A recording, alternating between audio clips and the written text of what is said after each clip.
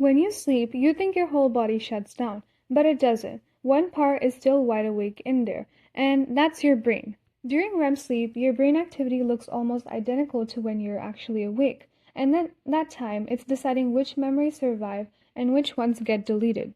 By the end of this video, you're going to know exactly what's happening in your skull for those 8 hours, and why pulling an all-nighter before your exam might be the single worst thing you could do for your grade. People who chronically sleep under 6 hours a night show worse memory recall and a higher risk of dementia later in life. And this isn't some rare edge case scenario. CDC data shows that 70% of high schoolers are not getting enough sleep on school nights, and in Michigan, that number jumps to 80%.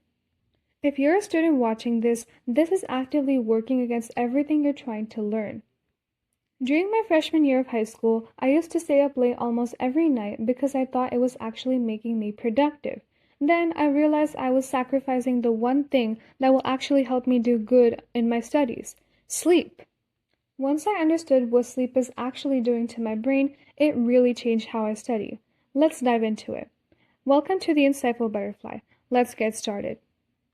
Here's the part almost nobody talks about. While you're asleep, your brain is literally replaying what you learned that day. This is called a sharp wave ripple, the same neural pattern that fired while you were learning firing again during deep sleep, like your brain is rehearsing without you.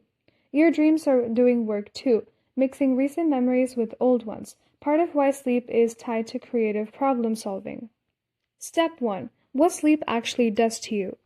Sleep isn't a shutdown. It's active, and different stages of sleep do completely different jobs. Step 2. How memory gets built overnight. There are two types of memory: declarative, with facts and events, and procedural, skills like riding a bike or playing an instrument. Declarative memories start out in the hippocampus, which isn't permanent storage, more like a holding area. During deep sleep, slow wave sleep, those memories slowly moved into the cortex, where they actually live long term.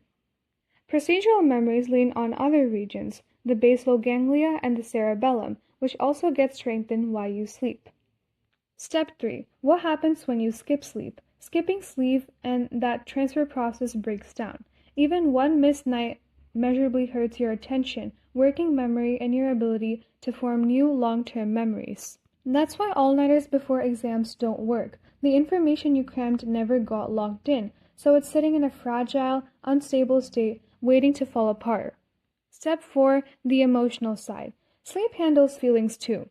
During REM sleep, your amygdala, your brain's emotional center, works with the hippocampus to dial down emotional intensity of your memories. Without enough REM sleep, those memories can stay raw and overwhelming. Researchers link this to conditions like PTSD. Step 5. What actually helps? So, what do you do with this? First, diet, and it's your overall eating pattern that matters the most.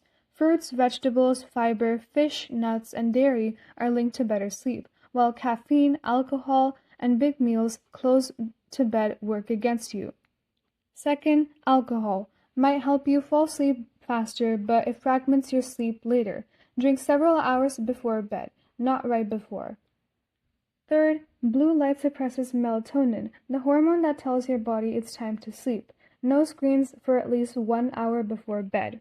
And fourth, timing your learning. Napping shortly after learning something new helps lock it in, since that window right after is when consolidation starts.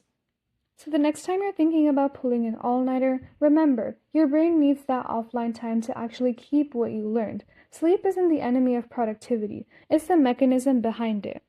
If you like this video, like, subscribe, and comment your worst all-nighter story. And if you haven't already, go watch my video on how cravings hijack mood. Thanks for watching, and I'll see you in the next one.